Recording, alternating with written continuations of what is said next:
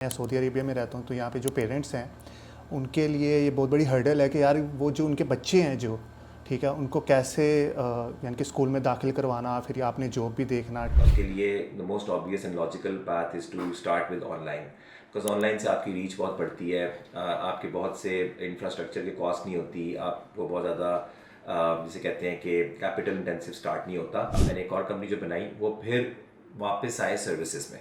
सो पहले एक enterprise level project था, फिर एक स्टार्टअप प्रोडक्ट था, उसके बाद सर्विसेज में आ गए। सर्विसेज में फिर मैंने सोचा आप ग्रो करना है भैया, वो वाला मसला नहीं होना चाहिए।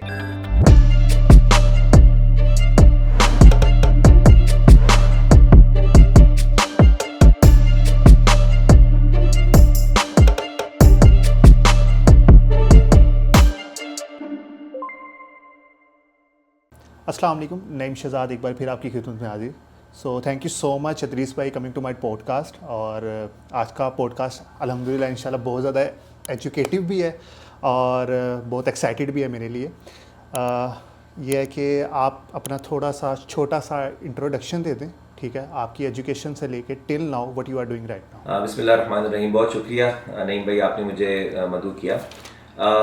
मेरा नाम हाफिज़ मोहम्मद इदरीस है और मैं जो है फास्ट लाहौर से कंप्यूटर साइंस में मैंने ग्रेजुएशन की थी।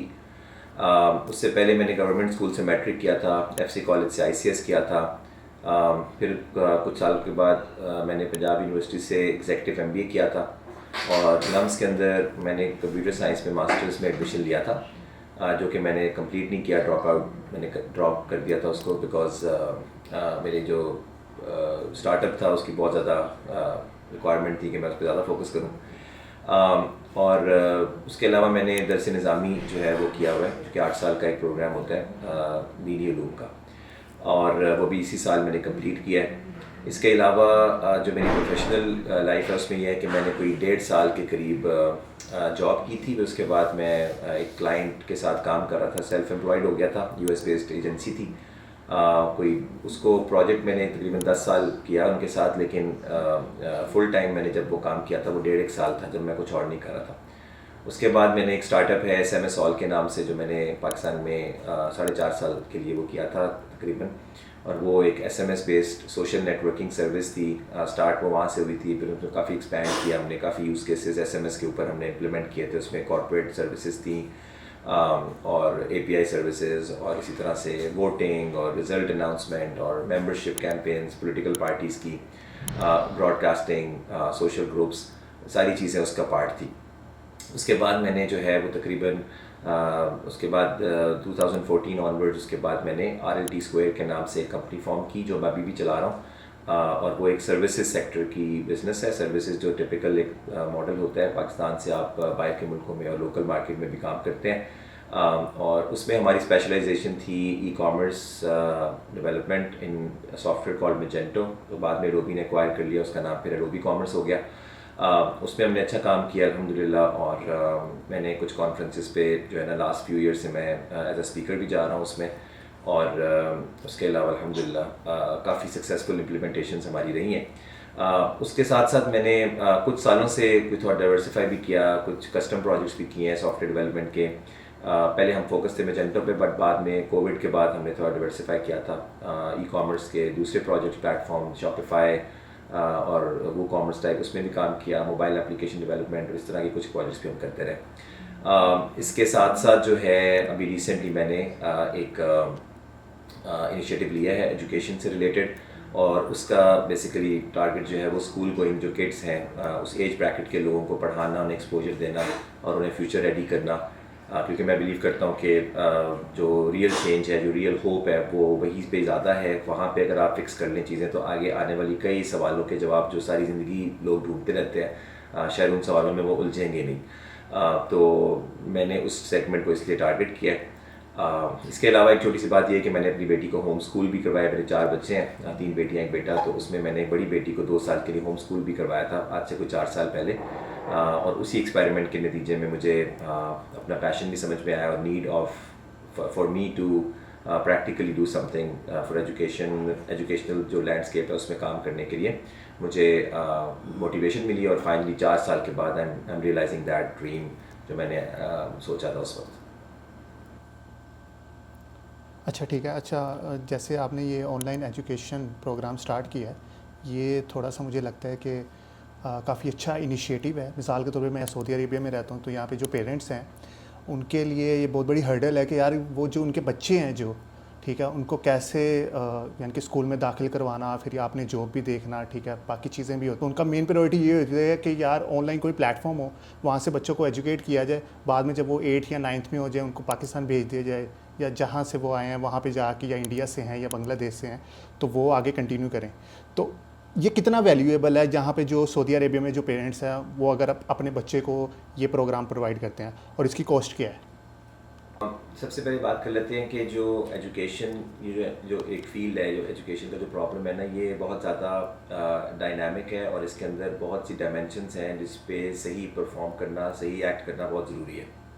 तो सबसे पहले फॉर एग्जांपल, जैसे मैंने आपको कहा कि किस एज में किस हद तक जो है ना एक्सपोजर देना ज़रूरी है, किन एरियाज़ पे फोकस करना ज़रूरी है, इसी तरह से किन लोगों से पढ़ना ज़रूरी है, किस तरह के जो है ना एक्सपीरियंसेस का एक्सपोजर ज़रूरी है। तो मैंने जो एक तो एज ब्रैकेट मैंने आपको बताई और स्कूल क्लासेस का बताया पहले।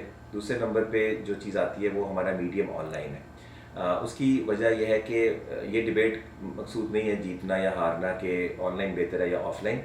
Basically for all practical purposes दोनों मीडियम्स के अपने फ़ायदे और नुकसान हैं। फॉर समवन लाइक मी जो कि एंटर हो रहा है इस फील्ड में,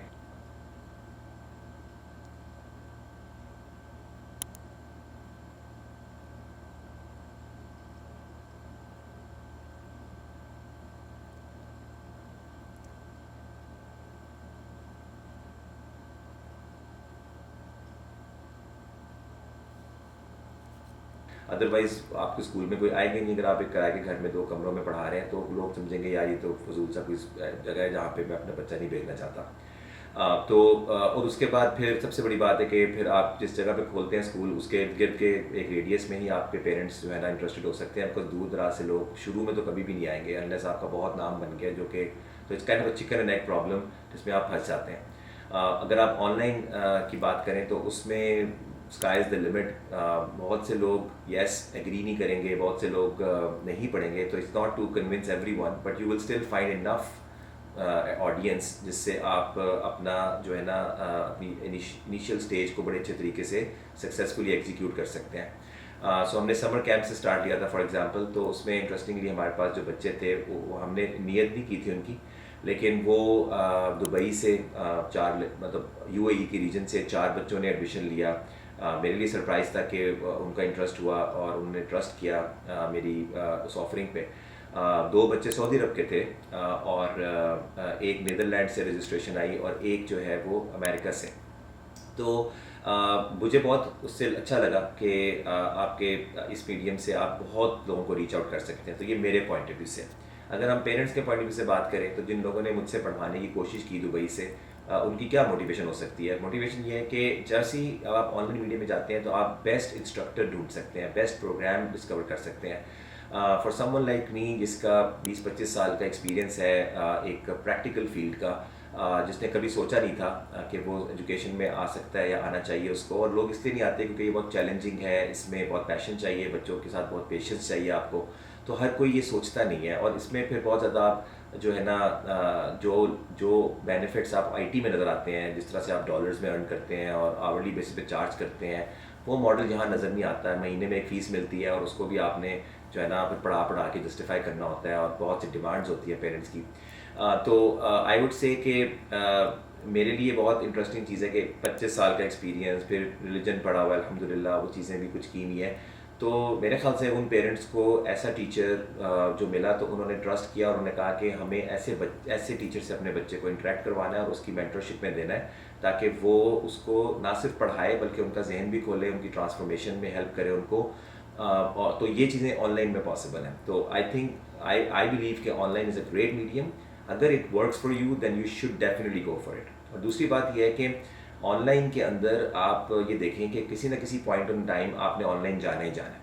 आई मीन कोविड के अंदर तो वैसे ही फोर्स हो गए थे आपके, आपने ऑनलाइन पढ़ना है, रिमोट मीटिंग्स हैं आगे, रिमोट जॉब्स लोग करते हैं।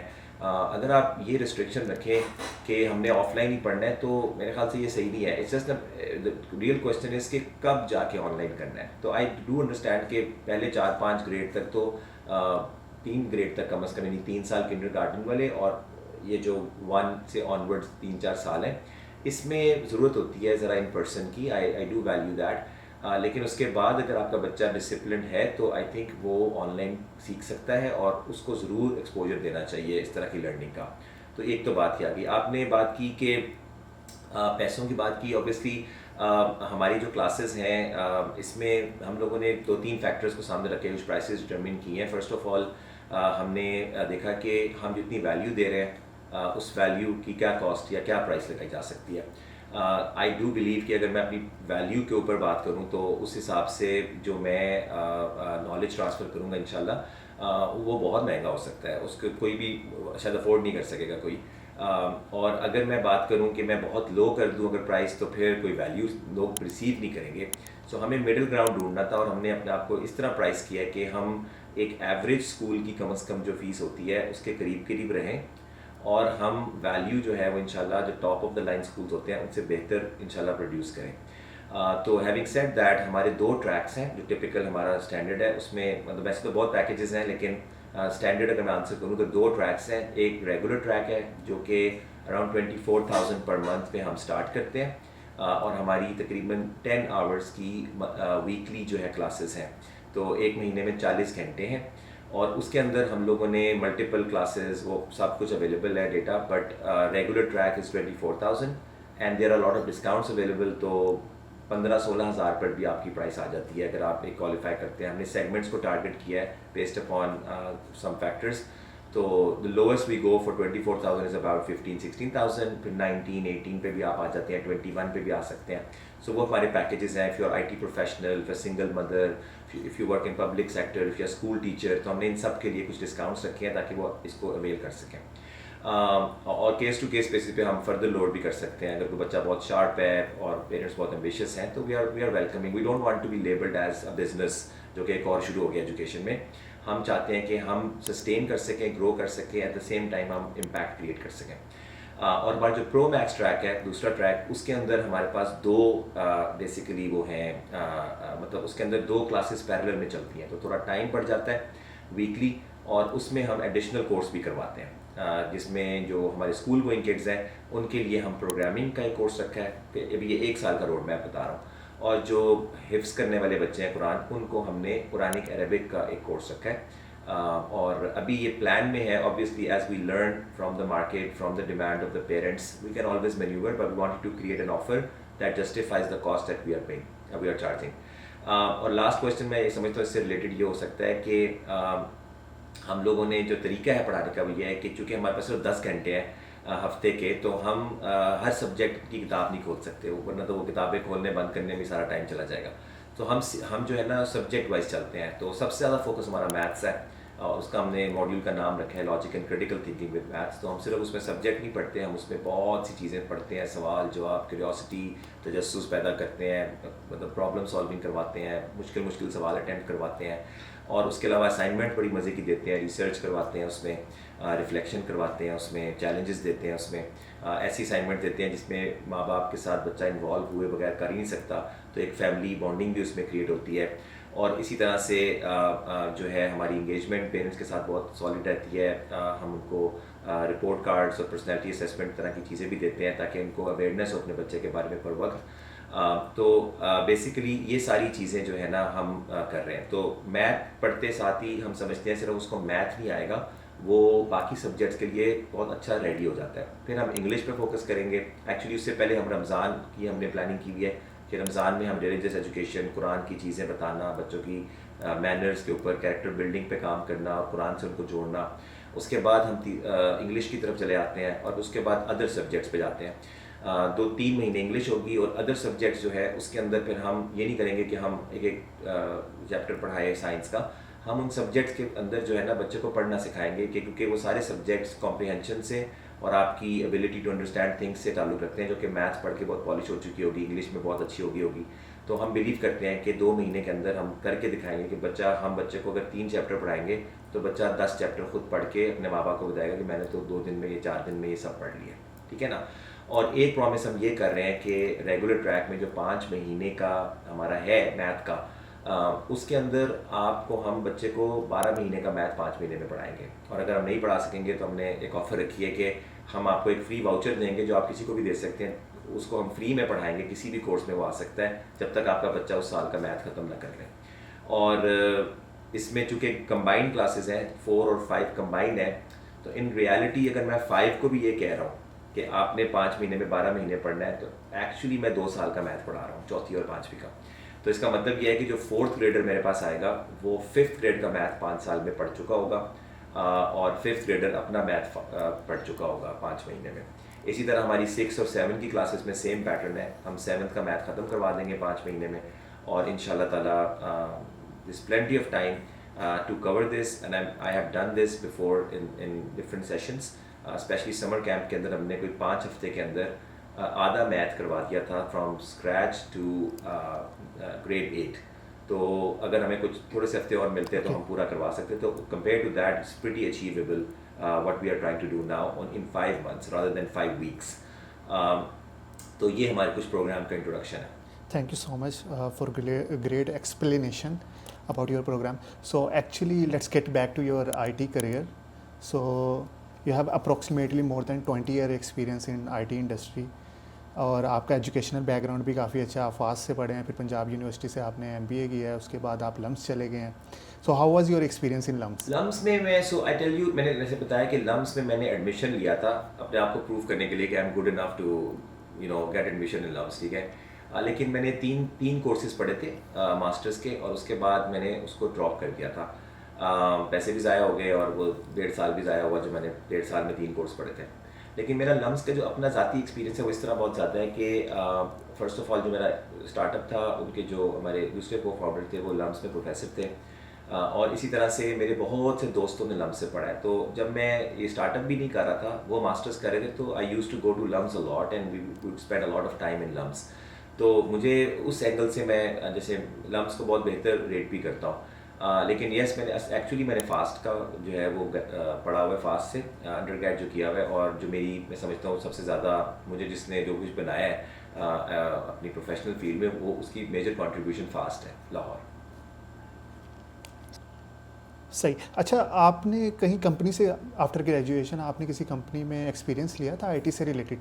और व्हाट डू यू थिंक, कब आपको रियलाइज़ हुआ कि यार मैं ना अब अपनी कंपनी स्टार्ट करता हूँ, मैं ये 9 to 5 जॉब नहीं कर सकता? मेरे केस में तो अगर आप सिर्फ मेरी बात करें तो वो बड़ी यूनिक सी स्टोरी है।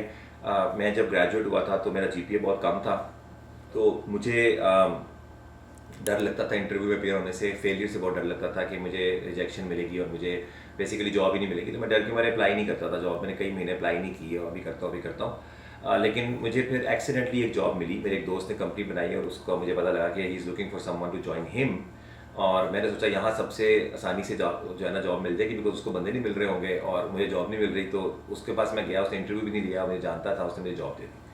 फिर मैंने बहुत मेहनत की, 6 महीने जो मेहनत की और 6-7 महीने वहाँ काम किया। उसके बाद मुझे एक और जगह से मेरे एक और दोस्त ने रिकमेंड किया। दोस्त बड़े अच्छे लोग होते हैं, आपको रिकमेंड करते हैं। तो मुझे उस दूसरे दोस्त ने जो है ना उस बड़ी कंपनी में जो कि एक सॉफ्टवेयर हाउस था, वहाँ मेरा इंटरव्यू भी हुआ, मेरा कॉन्फिडेंस बिल्ड हो चुका था, तो वहाँ मैं गया। अच्छा, मज़े की बात ये थी कि वो जो दूसरी कंपनी थी उन्होंने मुझे वेब डेवलपमेंट में हायर किया। मेरा कोई एक्सपीरियंस वेब डेवलपमेंट का नहीं था, मैंने डेस्कटॉप एप्लीकेशन पे काम किया हुआ था। तो समहाउ मैंने वो इंटरव्यू में उनको बताया कि मुझे कोई मसला नहीं है, मैं वेब डेवलपमेंट भी 1 हफ्ते में सीख लूँगा। तो वो बड़े सरप्राइज़ थे। उन्होंने मुझे एक एप्लीकेशन दी चैलेंज के तौर पे कि ये आप बना के दिखाएं, बड़ी सिंपल सी एप्लीकेशन जो मतलब 2-3 पेजेस बनाने थे वेब डेवलपमेंट .NET में। तो मैंने वो सर्च करके सीख के बुक्स वगैरह देख के मैंने 1 हफ्ते में वो बना दिया। और जब मैं गया तो उन्होंने बड़ा प्रोग्रेस से खुश हुए, मेरा काम देख के, कोड देख के, तो उन्होंने मुझे जॉब दे दी। जब मेरी जॉइनिंग थी तो जो मेरे बॉस थे उन्होंने मुझे जब उनको पता चला कि मैंने एक्चुअली वेब एप्लीकेशन पे काम नहीं किया हुआ, तो उन्होंने मुझे कहा कि आप हमारी कंपनी में ना, वैसे तो हम हेल्थ केयर डोमेन में काम करते हैं, लेकिन ये एक प्रोजेक्ट हमारा ना कोई बिजनेस डोमेन का है और ये हमारा जो है ना पिछले 3 साल से फंसा हुआ है और ये ख़त्म नहीं हो रहा, और उस पर कुछ 4 लोगों ने काम किया और वो सारे छोड़ के चले जाते हैं और वो प्रोजेक्ट ख़त्म नहीं हो रहा, और वो डेस्कटॉप एप्लीकेशन है। तो आप अगर उस पर लग जाओ तो उसे ख़त्म करवा दो तो हमारे लिए बड़ा फ़ायदा होगा। तो मुझे फिर से एक डेस्कटॉप एप्लीकेशन मिल गई। अब उस प्रोजेक्ट पे मैंने काम स्टार्ट किया और मुझे अच्छी तरह याद है, मुझे कहा गया था कि आप फ़लाँ बंदे के पास चले जाएँ, वो जो बैठा हुआ है उससे कहेंगे USB में आपको वो कोड दे दे और आप सॉफ्टवेयर को चलाएं और आप चला कर ये देखें कि ये क्लाइंट क्या करवाना चाह रहा है और क्या इसमें मसले हैं और कैसे ख़त्म होगा। तो there was no documentation, no help और मुझे वो प्रोजेक्ट मिल गया। तो मैंने उसको एक चैलेंज के तौर पे लिया और फास्ट फॉरवर्ड 4 महीने के बाद उसकी फाइनल एक्सेप्टेंस होगी। नवंबर 2000 आई बिलीव 6 में मैंने स्टार्ट किया और मार्च 2007 में उसकी फाइनल एक्सेप्टेंस हो गई। तो वो जो क्लाइंट था ना वो बहुत ज़्यादा खुश हुआ मेरे से और एक बड़े अच्छे उसका रेपुटेशन थी, वाशिंगटन DC बेस्ड कंपनी थी। तो उन्होंने कहा कि हम आपके साथ वेब डेवलपमेंट करना चाहते हैं और इसका वेब वर्जन बनाना चाहते हैं। और इन द मीन वाइल हम जब बात कर रहे थे 3-4 महीने ये बात चली, तो अनफॉर्चुनेटली उस कंपनी के अंदर कुछ मसाइल आ गए और वो कंपनी टूट गई और उनके जो मतलब ऑपरेशंस थे वो बिल्कुल धर्म भरम हो गए और बेसिकली जो लोकल मैनेजमेंट थी उनकी US बेस्ड मैनेजमेंट से कोई लड़ाई हो गई। तो उसके बाद I ended up basically working with this client sole as a sole proprietor, ठीक है, because they wanted to work with me and there was no company, so they reached out and we negotiated a lot. It was a great experience for me to think about those. मैंने कभी सोचा नहीं था मैंने business करना है उस तरह से। So I ended up securing a project जो कि इतने पैसे थे कि मुझे लगा कि मुझे जॉब की ज़रूरत नहीं है। तो फिर मैंने 1-1.5 साल काम किया और अगेन लम्स के मेरे कुछ दोस्त थे जो पढ़ रहे थे, उनको मैंने हायर किया अपने साथ। तो मोर ऑफ अ रीज़न मैं लम्स जाता था। तो बेसिकली यहाँ से स्टार्ट हुआ और फिर मैं 1.5 साल मैं कोशिश करता रहा कि मुझे कोई और प्रोजेक्ट मिल जाए और मैं बड़ी जगहों पे गया। उस वक्त अकल नहीं आई कि ईलांस पे चला जाता है। Elance was a growing platform at that time, लेकिन मेरा एक दोस्त था, उसने मेरे साथ एक कंपनी बनाई थी, दे वर वर्किंग ऑन ईलांस। तो देखे देखी उन्होंने 7-8 साल में दे बिकेम 100+ कंपनी टीम और मैं एक एंटरप्राइज एक प्रोजेक्ट के साथ ही फंस गया। लेकिन मेरी अच्छी बात ये थी कि मैंने उसको कम से कम बहुत सीरियस लिया और बड़े अच्छे तरीके से वो बिल्ड किया और वो प्रोडक्ट फिर जो है ना इवेंचुअली 10 साल तक वो हमने उसको सपोर्ट दी। तो वो बहुत अच्छा था, लेकिन मुझे ग्रोथ समझ नहीं आ रही थी। तो आई एंडेड अप मैंने कोई दूसरे दोस्तों को देखा, वो लम्स में एक इनिशिएटिव था उस वक्त to start your company, startup वगैरह का। तो मैंने उनको देखा देखी I reached out to this person जो कि लम्स के प्रोफेसर थे, उनके साथ मैंने काम किया। डॉक्टर उमर सैफ उनका नाम है। तो उनके साथ मैंने फिर 4-4.5 साल एक स्टार्टअप किया और वो फिर अपनी प्रोडक्ट थी, वो बहुत ज़बरदस्त एक्सपीरियंस था। तो मैं कहता होता था कि जो मैंने पहला प्रोजेक्ट किया था अपना, वो उसमें मैं इतना लकी इसलिए था कि मैंने एंड टू एंड एक सॉफ्टवेयर बनता हुआ देख लिया था 1.5 साल के अंदर। यानी from proposal to costing to estimation to design to implementation, database, front end back end और क्लाइंट मैनेजमेंट और मीटिंग्स और प्रेजेंटेशंस वट एवर दैट। तो मैंने पूरा 360 डिग्री एक सॉफ्टवेयर का साइकिल अपने करियर के बिल्कुल 2.5 साल में देख लिया। और जैसे ही मैं वहाँ से फारिग हुआ तो मैं चला गया जी स्टार्टअप में, और वो बिल्कुल ही नई दुनिया थी। उसके अंदर अपने प्रोडक्ट में रिक्वायरमेंट भी खुद बतानी है। एक चीज़ मुझे क्लाइंट से मिलती थी पहले, रिक्वायरमेंट, वहाँ रिक्वायरमेंट भी आपकी अपनी है। और I took the role of chief operating officer, जो कि इवेंचुअली एक एक्टिंग CEO का रोल बन गया था। तो उसके अंदर फिर बहुत मज़ा आया और बहुत कुछ सीखा, बहुत मेहनत करवाई। I am always thankful to my मतलब other partner doctor Umar Saif. I think उनके साथ काम करके I learn a lot and I basically learn the meaning of hard work. और मुझे लगा कि बड़ा सोचना मुझे आया, मुझे ख्वाब देखना आया उनके साथ काम करके, और बहुत सी पॉजिटिव चीज़ें मुझे लगता है मिली। तो अल्लाह ने ज़ाया खैर दे इस बात के लिए। और इसी तरह से लेकिन फिर अगेन स्टार्टअप की सक्सेस इतनी इजी नहीं होती। फिर वहाँ से मैं SMS की डोमेन में थे, कुछ व्हाट्सएप ने मुसला कर दिया, कुछ पाकिस्तान के अंदर जो है ना टेलीकॉम ऑपरेटर्स की सपोर्ट हमें वो नहीं मिली जो हम चाहते थे। And what ever the reason is, finally मुझे एग्ज़िट लेना पड़ा उसमें से। और उसके बाद फिर फाइनली मैंने एक और कंपनी जो बनाई, वो फिर वापस आए सर्विसेज में। सो पहले एक एंटरप्राइज लेवल प्रोजेक्ट था, फिर एक स्टार्टअप प्रोडक्ट था, उसके बाद सर्विसेज में आ गए। सर्विसेज में फिर मैंने सोचा अब ग्रो करना है भैया, वो वाला मसला नहीं होना चाहिए। तो we picked up an open source technology, जिसका एक बेसिकली डिफरेंट स्ट्रैटेजीज होती हैं जब आप सर्विसेज में जाते हैं। तो मैंने जो स्ट्रैटेजी फॉलो की वो नीश वाली थी कि मैं एक नीश में जाऊँ और वो मेरी जो है ना नीश मेरी जो है ना वो उसमें मेरी एक्सपर्टीज़ हो, ताकि मैं बिल्ड कर सकूँ। और भी बड़े फ़ायदे हैं, we can talk more if you want. लेकिन उसके बाद मैंने जो भी एनालिसिस किया उसमें मैजेंटो Ecommerce का जो प्लेटफॉर्म है वो हमने सेलेक्ट किया, फिर उसमें हमने आंखें बंद करके कूद पड़े और हमने उसमें बहुत इन्वेस्ट किया। आई थिंक 1.5 साल हमें लगा ब्रेक इवन करने में और प्लेटफॉर्म सीखने में, ट्रेन करने में, एक्सपेंसेस थे। वो जो मेरा प्रोजेक्ट था 10 साल जो चला था, उसकी मदद से मुझे बहुत सी हेल्प हुई और मैं काफ़ी कुछ फंड करता रहा अपने उस इनिशिएटिव को। But finally by the time वो ख़त्म हुआ, मेरी ये कंपनी कैश फ्लो पॉजिटिव थी और उससे फिर हम लोगों ने करते करते this is how the entire journey happened for me to come into business. बिल्कुल ऐसे ही। अच्छा अदरीस भाई, सबसे मेन चीज़ ये है कि मिसाल के तौर पे मैं सॉफ्टवेयर इंजीनियर हूँ और मेरे पास अप्रोक्सीमेटली 5 ईयर का एक्सपीरियंस हो गया मार्केट के अंदर, ठीक है, नेशनल लेवल पे भी और इंटरनेशनल। आप अपनी बात कर रहे हैं, आप जनरल हाइपोथेटिकल बात कर रहे हैं? अच्छा, इसमें अब मेरा मेन क्वेश्चन ये है कि मेरे पास 2 चॉइस हैं। अगर मैं पाकिस्तान में हूँ तो मेरे पास चॉइस एक ही है, वो है सर्विसेज बेस्ड कंपनी स्टार्ट करने का। अगर मैं बाहर हूँ तो मेरे पास चॉइस है कि मैं सर्विसेज बेस भी कर सकता हूँ, प्रोडक्ट बेस भी कर सकता हूँ। अगर मैं प्रोडक्ट बेस पे बात करूँ, उसके ऊपर या तो आइडिया आपका बहुत अच्छा हो, या तो आपके पास कोई ऐसा क्लाइंट हो जिसके लिए आपने प्रोडक्ट बनाई हो, ठीक है, और फिर आप सोचो यार ये प्रोडक्ट अच्छी है, मैं सर्विसेज यानी कि इसके अंदर सब्सक्रिप्शन मॉडल ऐड करके ना बाकियों को भी सेल करूँ।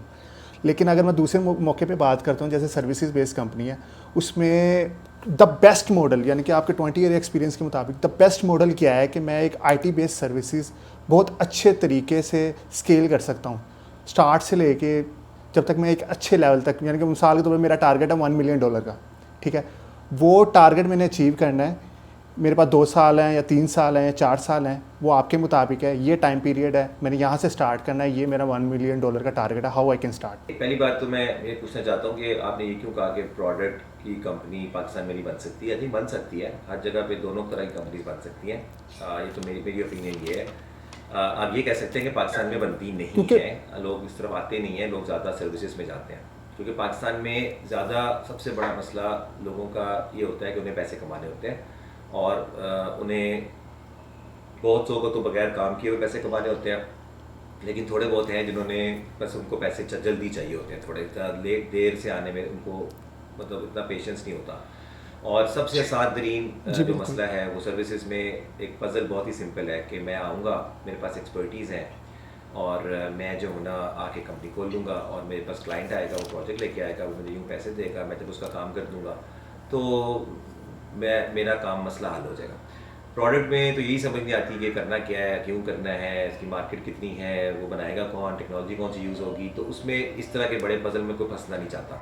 नहीं, एक्चुअली मुझे लगता है कि प्रोडक्ट बेस में आपको इन्वेस्टमेंट चाहिए होती है ना, तो वो तो हमारे पास मैं वही कह रहा हूँ कि उसमें बड़े रिवॉर्ड्स होते हैं और लॉन्ग टर्म होते हैं, देर से आते हैं, तो पाकिस्तान में पेशेंस नहीं होता, रिसोर्सेज नहीं होते, वट, लेकिन पाकिस्तान में लोग सोचते हैं और करना चाहिए। इसको हम ये नहीं कह सकते कि कोई अलाउड नहीं है, जैसे ऐसे ना लगे कि कोई पाकिस्तान में अगर प्रोडक्ट कर रहा है तो बेवकूफ़ है। आई थिंक बहुत अच्छी बात है, प्रोडक्ट जो लोग करते हैं वो बड़े करजियस होते हैं और आई थिंक उनको बहुत साथ सलामें करनी चाहिए, वो बहुत ज़बरदस्त लोग होते हैं। लेकिन जहाँ तक बात मैं कर रहा हूँ कि आपने सर्विसेज की बात की, आई थिंक किसी भी बिजनेस, मैंने जो 20 साल में सीखा है वो ये सीखा है कि बिजनेस जो होता है ना, 2-3 बातें मैं शेयर करना चाहूँगा। उसकी ना फंडामेंटल्स हर बिजनेस की सेम होती है, ठीक है।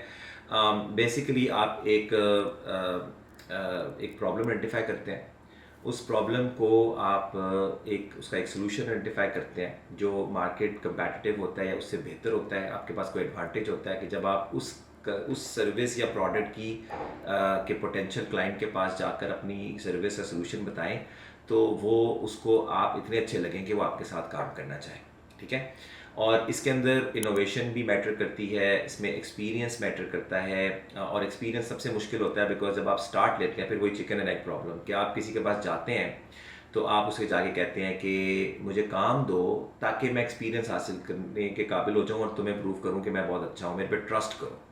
और वो ये चाहता है कि मेरे पास इतना टाइम नहीं है कि मैं तुम्हें एक्सपेरिमेंट करवाऊँ ताकि तुम मेरे काम से सीखो। तो एक तो बहुत से लोग, इवन जॉब करने वाले भी इस पे बहुत फंसते हैं कि शुरू में जब उनको जॉब्स नज़र आती हैं तो कहीं लिखा होता है 5 साल का एक्सपीरियंस, कहीं 10 साल का एक्सपीरियंस, तो बहुत से फ्रेश ग्रेजुएट होते हैं इस बात पे कि यार हमारा क्या कसूर है अगर हम अभी अभी ग्रेजुएट हुए। तो एक ये बहुत बड़ा हर्डल होता है और इसकी स्ट्रेटजीज लोग बनाते हैं, कुछ लोग फ्री में काम करते हैं, कुछ सैम्पल प्रोजेक्ट्स करते हैं जिसके बाद पोर्टफोलियो बिल्ड होता है, कुछ झूठ बोलते हैं, फेक करते हैं चीज़ें। There are multiple ways through which you try to get past that early stage challenge hurdle. उसके बाद जैसे मैंने कहा कि सर्विसेज में you have to pick up some sort of direction, some sort of thing that you can then sell, ठीक है ना। हमारा अनफॉर्चुनेटली मसला ये है कि हमारी सर्विसेज की जो कंपनीज बनती है, मैं उन्हें कहता होता हूँ वो एक्सीडेंटल कंपनीज हैं। हम आते हैं, जॉब करते हैं, सबसे पहले हम जॉब सोचते हैं, क्योंकि हम जो बैचलर्स करके निकलते हैं यूनिवर्सिटियों से वो हमें सिर्फ ये सिखाता है कि आपने कोडिंग करके जॉब सिक्योर करनी, जॉब करके कोडिंग करनी है। यानी कि एक जनरल जो हमारी क्लासेस का एनवायरनमेंट है, जो लोग फ्रीलांसिंग करते हैं वो अपने तौर पे क्लास में कभी नहीं कहा जाता किसी असाइनमेंट में कि आपने आज अगले 2 हफ्ते में अपवर्क से एक प्रोजेक्ट सिक्योर करना है, ठीक है। तो बेसिकली वो जॉब सीकर होता है, और जब वो देखता है कि मैं इस 21st सेंचुरी में रह रहा हूँ और मैं इंटरनेट पे हूँ और मैं अंग्रेज़ी भी बोल लेता हूँ, तो मुझे जो है ना रिमोट जॉब मिलनी चाहिए, बड़ी दुनिया को मिल रही है, तो वो एक क्लाइंट सिक्योर करने की कोशिश करता है बाहर के मुल्क में और डिफरेंट प्लेटफॉर्म पे जाता है। जब उसको क्लाइंट मिल जाता है तो एक पे क्यों रुकना है, 2 या 3 ढूंढता है। जब 2 से 3 मिलते हैं तो वो फिर किसी को हायर करता है, और वो ये चाहता है कि मैं तो किसी के लिए काम नहीं करता लेकिन लोग मेरे लिए काम करें, और उसके लिए वो 2-3 बंदे अपने साथ रख लेता है और फिर उनके साथ झूठ सच करता है, उनसे डरता रहता है हर वक्त कि इनको वो वाली अक्ल ना आ जाए जो मुझे आई हुई है। और इस डर के साथ वो कंपनी बनाता है, और फिर वो आहिस्ता आहिस्ता आहिस्ता आहिस्ता अगर लकी है तो उसको लक बेस्ड 5-7-8 प्रोजेक्ट्स मिल जाए और इतना कैश फ्लो पॉजिटिव हो कि वो फिर ट्रैवल कर सके, वो इनिशिएटिव ले सके, वो बेसिकली कोई प्रोडक्ट बना सके। तो it all depends on these kind of things.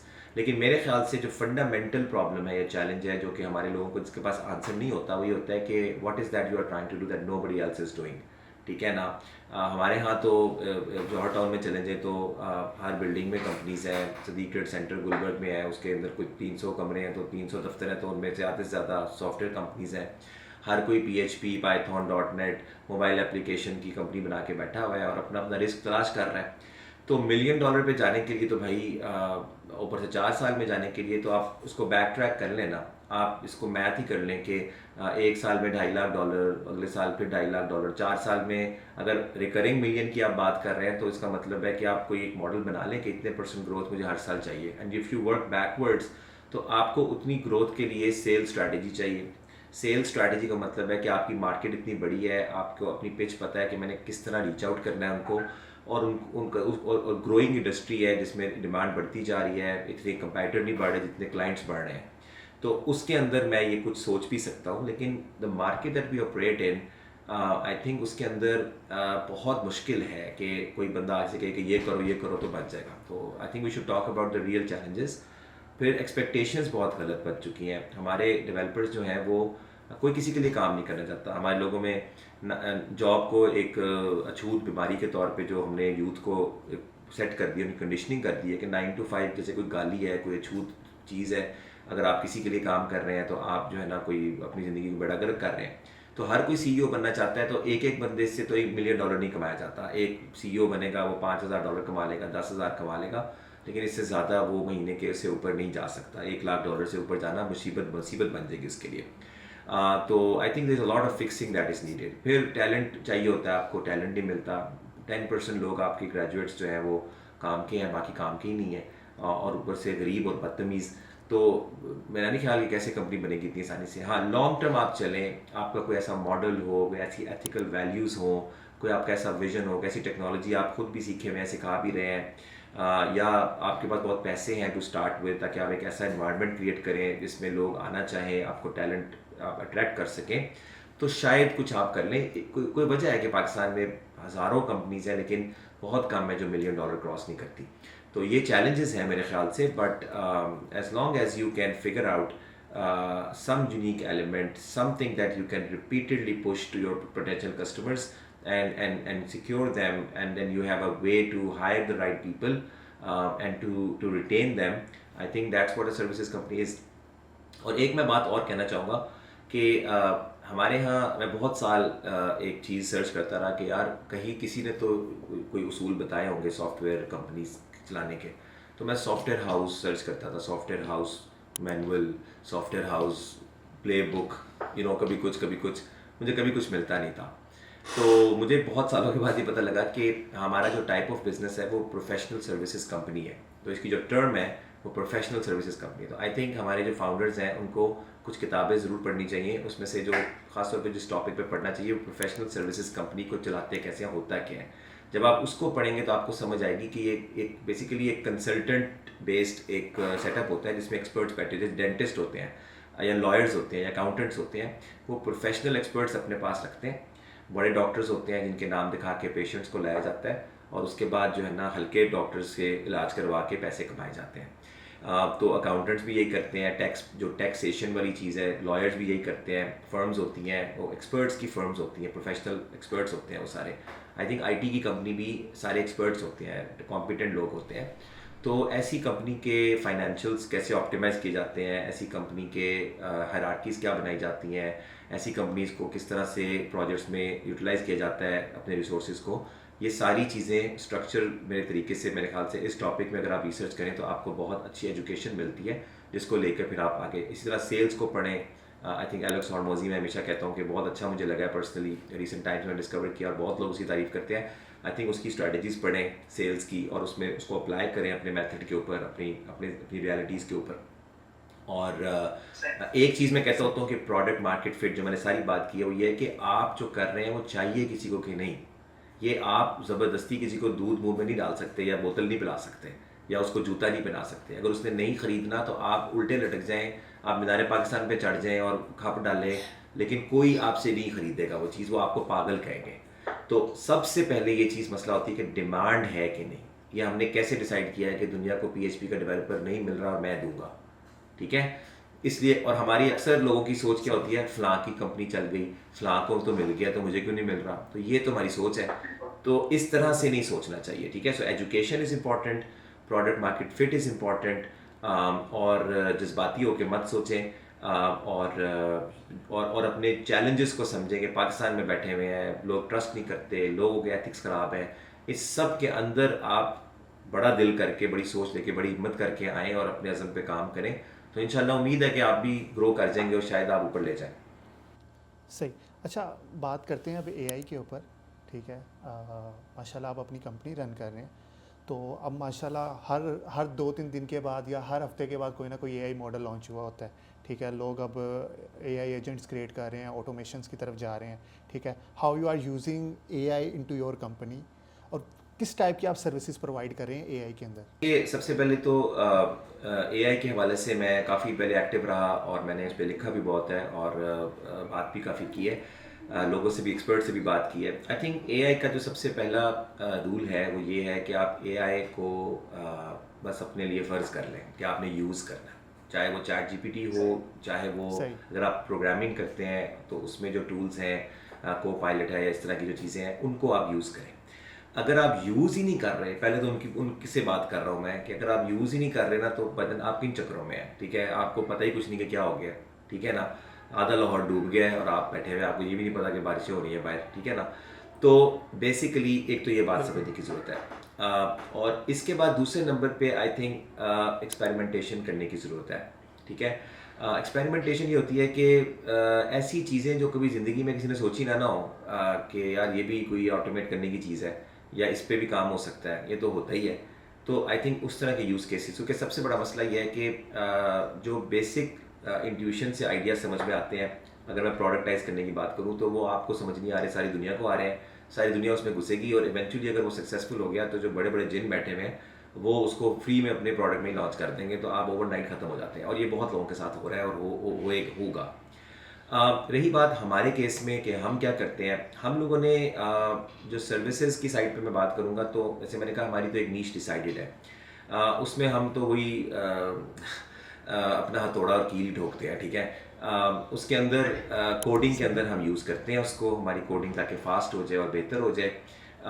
लेकिन हमने ई-कॉमर्स के अंदर एक प्रोडक्ट बनाने की कोशिश की, उसको हमने बैक एंड ऑपरेशंस के हवाले से हमने AI यूज़ की थी, लेकिन उसमें कुछ चैलेंजेस हैं जिसकी वजह से हम बहुत ज़्यादा ग्रो नहीं कर सके उसको। अभी हमने गिव अप नहीं किया, बट थोड़ा सा डिसहार्टेड फील करते हैं, और वो ये है कि उसके अंदर डेटा बहुत अच्छा आपको चाहिए होता है और वो एक्सेस नहीं मिलती। तो बेसिकली वही चिकन एंड एग प्रॉब्लम में आप फंस जाते हैं कि आपने उसको ऑप्टिमाइज़ कैसे करना है। लेकिन बहरहाल उस पर हम काम कर रहे हैं अभी भी और धुरले से कर रहे हैं। उसके लिए मैंने बाकायदा बिजनेस इनोवेटर वीज़ा भी अप्लाई किया हुआ है, तो अगर वो हो जाता है तो आई हैव मतलब एम्प्लॉई एंड CTO जो कि UK बेस्ड है, तो we are still working on that direction under him primarily, and I'm the main person providing the vision and the kind of clientele and sales. तो that is another thing we are doing. और उसके अलावा जो मेरी education का जो initiative है उसके अंदर हम बहुत एक्साइटेड हैं एजुकेशन में एआई को इंकॉर्पोरेट करने में, एजेंटिक तरीके से अपने प्रोसेसेस रन करें। हमारा गोल है कि हमने को बहुत बड़ी कंपनी टीम नहीं बनानी, यानी कंपनी बड़ी बनानी है लेकिन टीम बड़ी नहीं बनानी कि हम कोई 100 बंदों की टीम से मतलब काम कर रहे हैं। तो हम चाहते हैं कि 500-1000 बंदे का भी होमवर्क चेक करना हो तो वो हमारा एजेंट करे, असाइनमेंट देनी है तो हमारा एजेंट करे, एनालिसिस करना है पर्सनैलिटी का, रिजल्ट्स निकालने हैं तो हमारे एआई बेस्ड हो सारा कुछ। तो उसमें तो हम ऑल इन जाने वाले हैं इंशाल्लाह। और that's pretty much it I think. या सही, बेहतरीन। अच्छा, एक क्वेश्चन ये है कि माशाल्लाह आप काफ़ी एनर्जेटिक रहते हैं, आउट ऑफ द टॉपिक है थोड़ा। खाता क्या हो? दूसरा खाते नहीं, मतलब कि माशाल्लाह आप काफ़ी कॉन्फिडेंस में, जब भी मैंने आपसे बात किया आप काफ़ी कॉन्फिडेंस में होते हैं, एनर्जेटिक होते हैं, और दूसरा माशाल्लाह दीन और दुनिया दोनों को लेके साथ चल रहे हैं। तो इसके बारे में आप थोड़ा सा एक्सप्लेन कर सकते हैं? मेरा जो इसमें फार्मूला वो ये है कि first of all I think it starts with having a बेचैन रूह। तो आपकी पर्सनालिटी में तजस्सुस और आपके अंदर इन बिल्ट एक कोट एंड कोट कीड़ा होना चाहिए, ठीक है, to do more, to achieve excellence. ख्वाब देखना आना चाहिए, आगे बढ़ना आना चाहिए। मुझे बहुत मोहब्बत हो जाती है किसी भी फील्ड के किसी एक्सपर्ट को देख के, चाहे वो बाबर आजम हो कि कवर ड्राइव हो, या वो जो है ना क्या नाम था उसका जो खबीब की वो यूएफसी फाइट हो, या वो कोई भी चीज़ हो, कोई बहुत अच्छा तिलावत कर रहा हो, मुझे एक्सेलेंस, कोई कैलीग्राफी अच्छी करता है, मैं I fall in love with that kind of feeling कि जब आपको लगता है कि आपने कोई ज़बरदस्त काम किया, राइट, ठीक है। तो आपके अंदर पहले तो आपके अंदर एक इनबिल्ट एक अर्ज होनी चाहिए, ख्वाहिश होनी चाहिए, ठीक है। ख्वाहिश ही नहीं है तो आपको कोई कुछ नहीं कर सकता। दूसरी चीज़ ये होती है कि दीन और दुनिया की जहाँ तक बात है, अल्लाह ताला ने मुझे एक ऐसी ज़िंदगी शुरू से दी कि मैंने वो मेरे कंट्रोल में नहीं थी। मैंने प्राइमरी तक स्कूल में पढ़ा, मेरे माँ बाप ने मुझे भेजा, फिर मेरे माँ बाप ने मुझे स्विच करके हिफ्स में डाल दिया, तो मैं डल गया और मैंने हिफ्स भी कर लिया। तो आप सोचें कि ग्रेड 9 में जब मैं गया हूँ तो मैं एक हाफिज़ कुरान था जो कि स्कूल पढ़ रहा है, ठीक है। सो ऑलरेडी दीन दुनिया बिल्ट हो गई उसके अंदर, ठीक है। अब मैंने सिर्फ उसके तकाजे पूरे किए। मैंने हिफ्स किया है तो मुझे तरावी पढ़ानी चाहिए, नहीं पढ़ाऊंगा तो मुझे याद नहीं रहेगा, मेरे पास कोई रीज़न नहीं रहेगी उसको पढ़ने की। एक प्रेशर होता है, पूरा साल भी ना आप पढ़ो, पढ़ना तो चाहिए रोज़, लेकिन अगर आप नहीं पढ़ पाते तो रमज़ान में फिर आपको पता होता है यार मैंने पढ़ना है। तो अल्हम्दुलिल्लाह मुझे 27 साल हो गए हैं मैं तरावी पढ़ा रहा हूँ। उस दौरान मैंने फ़ाइनल एग्ज़ाम्स भी दिए हैं। उस दौरान मैंने ऐसे कई दफ़ा हुआ है कि मैं लाहौर से सुबह सहरी खा के निकला हूँ, इस्लामाबाद में 4 मीटिंग्स की हैं और वहाँ से मीटिंग करके 4-3 बजे निकला हूँ और शाम को पहुँच के मैंने तरावी पढ़ाई है, ठीक है। सो इस तरीके से वो एक्सपीरियंस कोई शायद ही फील करे, क्योंकि किसी पे गुजरे तो उसको समझ आए। फिर जब आलिम की बात करते हैं तो मेरे लिए ये था कि मुझे जो पढ़ा है मुझे समझ आए। आपको पता है बड़े लोग ये इतराज़ करते हैं कि जो हाफिज़ होते हैं उन्हें बस तोते की तरह रट्टा लगाया हुआ है।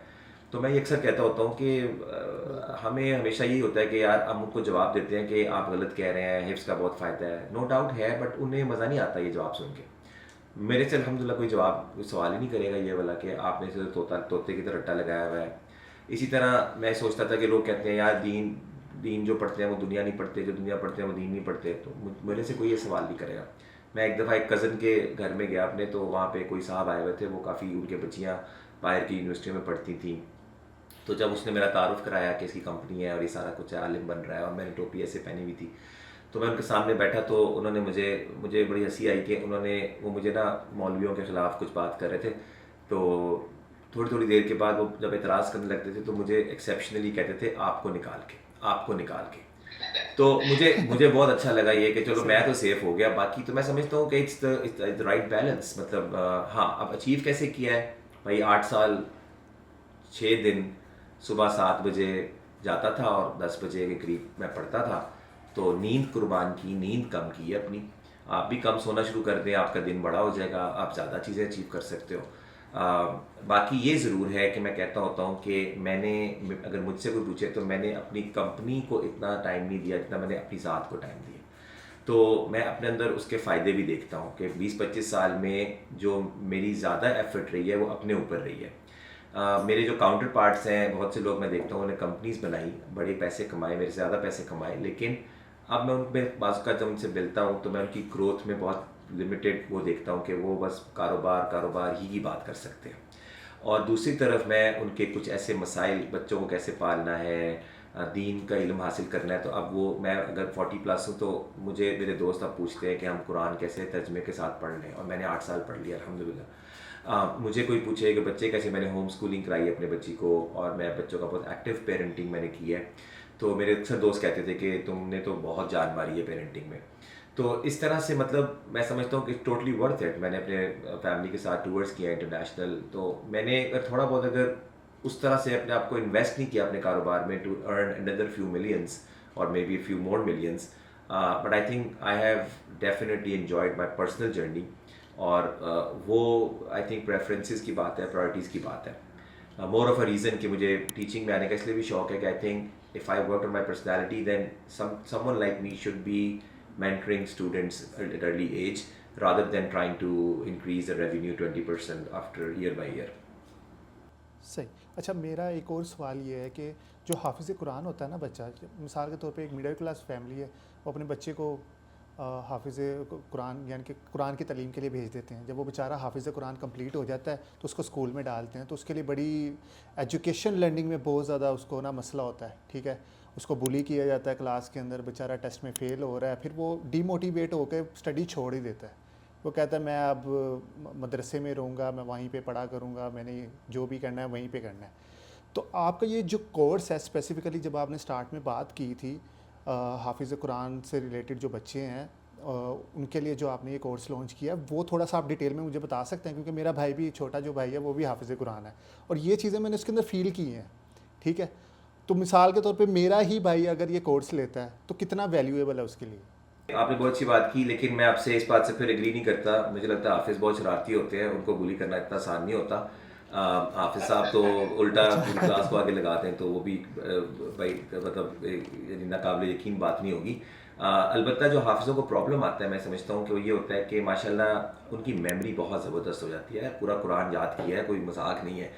तो मुझे याद है जब मैं 9th में गया था, तो मैं 2-3 दफ़ा अगर एक पैराग्राफ पढ़ता था ना, तो मुझे लेटर बाय लेटर वो याद हो जाता था, मेरी इतनी अच्छी मेमोरी थी।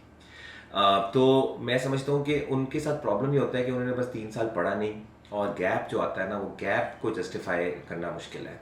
ये ज़रूर बात है कि उन्होंने एक बहुत बड़ी किताब और एक इतना बड़ा स्टेटस एक्वायर कर लिया है, लेकिन बेहतर ना हो कि वो स्ट्रगल ना करें उसको एक्वायर करने की। उनको रोज़ रोज़ ये याद ना आए कि यार वो हिफ्स किया था ना, तो इसलिए ये समझ नहीं आ रहा, हिफ्स किया था ना तो ये नहीं, तो ये उनके साथ ज़्यादती हो जाती है। नहीं, एक्चुअली मुझे लगता है कि जब वो पढ़ते भी हैं ना, तो वो उस चीज़ को यानी कि आप समझे कि जैसे वो कुरान मजीद नहीं पढ़ रहे होते। मैंने अपने भाई को ऑब्जर्व किया ना, वो जैसे कुरान मजीद नहीं याद कर रहा होता, वैसे वो याद कर रहा होता है अपना लेसन। मेरा प्रोग्राम जो हिफ्स के लिए है, हुफाज के लिए है, वो इसीलिए है कि उनको इतना डिस्कनेक्ट आना नहीं चाहिए। और मैं समझता हूँ मेरे जो जितनी प्रोग्राम्स मैंने लॉन्च किए हैं, मेरे दिल के करीब तो सबसे ज़्यादा वो है जो पेरेंट्स एज टीचर्स वाला है, मुझे वो बहुत पसंद है। लेकिन मुझे लगता है जो सबसे ज़्यादा समझ आएगा लोगों को ना, वो हिफ्स वाला है। क्यों? क्योंकि उनके बच्चे तलब में होते हैं कि कुछ मिल जाए और हम थोड़ा सा टाइम दें और हमें सब कुछ आ जाए। तो स्कूल गोइंग जो बच्चा है ना, उसका मसला ये है कि वो कहेगा जी मेरे बच्चे स्कूल जाते हैं, तो मैं उनको कैसे समझाऊं कि भाई फिर मिलता क्या है उन्हें, ये तो बताओ। वो थोड़े से परेशान पेरेंट्स होते हैं या बिजी पेरेंट्स होते हैं, तो उनको कन्विंस करना मुझे लगता है शायद थोड़ा डिफिकल्ट हो। जो लोग मुझे जानते हैं, मेरी बैकग्राउंड को जानते हैं, वो तो आंखें बंद करके बच्चा दे रहे हैं। लेकिन जो मुझे जानते नहीं है वो 100 सवाल पूछते हैं, करिकुलम कौन सा है, ये वो। लेकिन जो हुफाज है, उनके पेरेंट्स से मैं सिर्फ ये कहता हूँ कि आप जब बच्चा हिफ्स पे डालते हैं, ग्रेड 5 अगर उसने कर लिया तो आइडियल है। बहुत बच्चे 2 के बाद जाते हैं, पर वो थोड़ा छोटे हैं। बट अगर 5 के बाद वो आते हैं तो उनको आप हमारे साथ इस प्रोग्राम में डालते हैं। हम 2 क्लासेस दे रहे हैं सिर्फ हफ्ते की इवनिंग में। बच्चा 5-6 दिन अगर हिफ्स करता है और 1 दिन छुट्टी भी मनाता है, 2 दिन वो हमारी क्लास पढ़ ले। और हिफ्स चूँकि बहुत टाइट स्केड्यूल में होता है, कारी साहब के बिल्कुल सुपरविजन में होता है, तो बच्चा उधर तो बिल्कुल परफॉर्म करेगा ही करेगा अपनी पोटेंशियल के मुताबिक। आपने बच्चे को हिफ्स में डाला, यानी स्कूल उसको मदरसे में छोड़ा, और 8 से 2, 4, 5 जब तक भी टाइम है स्कूल उसका मदरसे का, वो कारी साहब की ज़ेर निगरानी है, वो परफॉर्म करेगा। वो अपने अगर उसकी मेमोरी अच्छी है वो याद कर लेगा। जब घर आता है तो उसके खाली है। अब मेरा नहीं ख्याल, वो बहुत कम बच्चे शायद हो जो फिर भी कुरान पढ़े घर आके, वो थके होते हैं सारा दिन। तो वो खेल के असर के बाद, मगरिब के बाद फारिग होकर अगर 2 दिन उनका change of environment, change of zone, वो एक मेंटल डिफरेंट एक्टिविटी में जा रहे हैं जहाँ मैथ पढ़ रहे हैं, इंग्लिश पढ़ रहे हैं, एक तो उनका गैप नहीं आएगा, दूसरा उन्हें उन्हें एनर्जी फील होगी, रादर देन थकने की वो बेहतर फील करेंगे, उन्हें अपने इंटरेस्ट अपनी पर्सनैलिटी की अवेयरनेस बढ़ेगी। और तीसरे नंबर पे वो वही बात के डिस्कनेक्ट नहीं आएगा। 1 साल के बाद अगर वो बच्चा 2-3 साल का करिकुलम कवर कर गया है और अगर 2 साल पढ़ ले तो सोने पे सुहागा। वो बेसिकली जब फ्री होता है हिफ्स करके, जैसे he will be joining the school as if उसने स्कूल ही पढ़ा है, बल्कि उनसे बेहतर पढ़ के चला जाएगा। तो ये मैं समझता हूँ कि बहुत ही अच्छा है। जो हिफ्स कर जाते हैं बच्चा, उनको मसला ये है कि वो भी पढ़ सकते हैं मेरे पास। आई थिंक जो 2nd ग्रेड के बाद छोड़ते हैं वो तो हिफ्स करके भी पढ़ सकते हैं, क्योंकि उनकी एज इतनी ज़्यादा नहीं होती और वो 1-2 साल और जंप कर सकते हैं। अगर 5वीं के बाद उनमें से पढ़ते हैं 2 साल तो वो 6-7 में जा सकते हैं। लेकिन जो 5वीं के बाद छोड़ते हैं उनकी टेंशन ये होती है कि जब 3 साल हिप्स में लगा दिए तो पहले ही 3 साल चले गए, वो 8 तक वो पहुंच गए हैं, अब वो 1 साल और लगाए स्कूल जाने से पहले तो उन्हें रश होता है, तो वो 9th में एडमिशन करवाना चाहेंगे। 9th में चले जाएंगे या 8th में चले जाएंगे तो मेरे से वो 4-5 क्यों पढ़ेंगे, उनको लगेगा कि वो वही पढ़ें जो आगे पढ़ रहे हैं। तो मुझे लगता है कि जो हिफ्स कर जाते हैं और बड़े बच्चे हैं वो शायद इतने अट्रैक्ट ना हो, बट जो हिफ्स करना शुरू कर रहे हैं पहले 10 पारों के अंदर अंदर है, उनके लिए हमारा प्रोग्राम बहुत अच्छा है। सही, बेहतरीन। अच्छा, इस कोर्स में अरेबिक लैंग्वेज है, मतलब कि अगर कोई लर्न करना चाहे? जो मैंने आपको बताया था कि एक हमारा रेगुलर ट्रैक है, एक प्रो मैक्स ट्रैक है। जिसमें प्रो मैक्स है उसमें हुफाज का जो प्रो मैक्स है ना, उसमें हमने यही रखा है कि प्रोग्रामिंग की जगह हमने अरेबिक लैंग्वेज उनके ऊपर प्रेफर किया है, क्योंकि उनकी एक बहुत बड़ी जिम्मेदारी मैं समझता हूँ, जैसे मैंने कहा, ये है कि हिफ्स के साथ साथ कुरान समझना उनको आना चाहिए और उन्हें ये शऊर होना चाहिए कि हमने आधा काम किया है, हमें भी पूरा काम करना है। तो मैं समझता हूँ कि अगर प्रो मैक्स ट्रैक का मतलब यह है कि उसके अंदर हम 2 इंग्लिश और मैथ इकट्ठा पढ़ा देंगे। जब वो रमज़ान से निकलेगा तो उसने मैथ भी पढ़ लिया, इंग्लिश भी पढ़ लिया, अब उसके पास टाइम है तो हम उसे अरबिक लैंग्वेज में शिफ्ट करेंगे। उसके लिए हमारे पास बहुत ज़बरदस्त इंस्ट्रक्टर हैं जो अरबिक लैंग्वेज पढ़ाने के माहिर हैं। मैंने पॉडकास्ट भी उनके साथ की है, तो प्रॉब्लली इंशाल्लाह उनके साथ हमारी कोलैबोरेशन होगी। और वो स्पोकन बहुत अच्छा सिखाते हैं। एक बच्चा 3 महीने में अगर अरबी कुछ बोलने लग जाए और साथ साथ उसको थोड़ा बहुत कुरान की एग्जाम्पल्स के साथ उसको सिखाया जाए तो वो होलिस्टिक जो एक अरबिक ग्रामर पढ़ने की जर्नी है वो तो ये नहीं होगी, लेकिन उसका शॉर्टकट जैसे अरब्स पढ़ाते हैं उस तरह से आप बच्चे को लैंग्वेज के अंदर डाल देंगे, उसका मिजाज बन जाएगा वो। फिर वो एक तो उसको मज़ा भी आएगा, समझ भी आएगा और वो रेडी भी हो जाएगा। अगर उसने आगे भी पढ़ना है शौक से तो फिर ग्रामर डिटेल में भी जाई जा सकती है। तो ये मुझे लगता है, और बल्कि मैं समझता हूँ प्रोफेशनल्स के लिए भी ना, मुझे बहुत से लोग पूछते रहते थे कि अरबिक कैसे सीखें, कुरान पढ़ना चाहते हैं। तो अब मेरा जो लेटेस्ट मशवरा जो बन रहा है वो ये बन रहा है कि आप ऐसे किसी लेक्चरिंग के ऐसे किसी क्लास से शुरू करें जो कि स्पोकन से शुरू करता है, क्योंकि उसमें आपको ना रिजल्ट फ़ौरन फील होता है कि मैं बोलने लग गया हूँ, मुझे समझ आने लग गई है। वरना वोकैबलरी में ही फंसे रहते हैं, वो रीडिंग करते हैं और मैंने इतने साल पढ़ी है अभी भी हम 2 जुमले नहीं बोल सकते, बिकॉज हमारी प्रैक्टिस नहीं होती उस तरह। तो समझ आती है, पढ़ के भी समझ आ जाती है, लेकिन बोलने की हिम्मत, जैसे इंग्लिश होती है, लोग ग्रेजुएशन करते हैं। बिल्कुल बिल्कुल, वो टोटली ऑब्वियसली इन्वायरमेंट पे डिपेंड करता है। आप जिस इन्वायरमेंट में रहते हो तो अरबिक आप इजीली सीख सकते हो। मैं तो इवन ये कहता हूँ कि यहाँ पे जो एक्सपेक्ट्स पेरेंट्स हैं ना, उनको डेफिनेटली मैं कहूँगा कि उनको ये कोर्स परचेज करना चाहिए। हाँ, वो बड़ा अच्छा है और वो बहुत अच्छा है। हाँ, अरेबिक मैंडेटरी है, मतलब कि आप समझे कि 50% यहाँ पे सऊदीज़ आपको अरेबिक में ही बात करते हुए नजर आएंगे, इवन 50 भी नहीं, 70%। नहीं, अब तो देखें बिजनेस रीजन से भी ना, बिजनेस जो सऊदी अरब में इतना इकोनॉमी ग्रो कर रही है, तो अगर आप अरबी में बात करें अरबों के साथ तो उसका तो एक इंप्रेशन ही फ़र्क होता है। तो आई थिंक, और वैसे मैं कह रहा था कि इंग्लिश फॉर एग्जांपल कोई बंदा अगर सीख ले 6 महीने में बोलना, तो उसे बहुत ज़्यादा लिटरेचर ना भी पढ़ा हो उसको बहुत, लेकिन उसको एक कॉन्फिडेंस जो फील होता है ना कि मुझे आती है ज़ुबान, मुझे समझ आती है, मैं अपना डेली लाइफ शेयर कर सकता हूँ, इंगेज कर सकता हूँ। तो मुझे लगता है अरेबिक के साथ भी ना पहला जो ताल्लुक़ है ना वो यहाँ से बन जाए ना अगर, तो फिर एक गिल्ट फ्री काइंड ऑफ आपकी सिचुएशन हो जाती है और फिर आप अपने पैशन को आगे बढ़ा सकते हैं होप के साथ। So thank you so much. I think मेरी तरफ से जितने क्वेश्चन से सारे बाइंड अप हो गए, और thank you so much coming to my podcast. और आई लर्न अ लॉट। पता नहीं इन्होंने सीखा है या नहीं सीखा, मैंने बहुत कुछ सीखा है। Thank you so much. बाकी यह है कि जो कमेंट्स आएंगे मैं इनके जो यूट्यूब चैनल है उसका लिंक भी दे दूंगा, जो ये कोर्स का प्रोग्राम इन्होंने स्टार्ट किया है वो भी डिस्क्रिप्शन में ऐड हो जाएगा, तो आप जाके ऑब्वियसली सब्सक्राइब भी कर सकते हैं और प्रोग्राम के लिए इन्वॉल्व भी हो सकते हैं। Thank you so much. कुछ ऐड करना चाहेंगे आप? नहीं, बहुत शुक्रिया। I think you have got lovely podcast, और आपका मुझे जो बहुत अच्छा लगता है वो ये है कि आपकी जो ऑथेंटिसिटी है, जिस तरह से आप you don't try to pretend, मुझे ये बात बहुत अच्छी लगी आपकी। और I think anybody is following you I think probably would agree with me कि उनको आपकी सबसे ज़्यादा यही बात पसंद आती होगी। तो बहुत शुक्रिया, आपने मुझे इस काबिल समझा कि आपने मुझे मेरे साथ जो है ना इंटरव्यू किया। Thank you so much. Thank you so much. Thank you. Thank you. हाफिज़।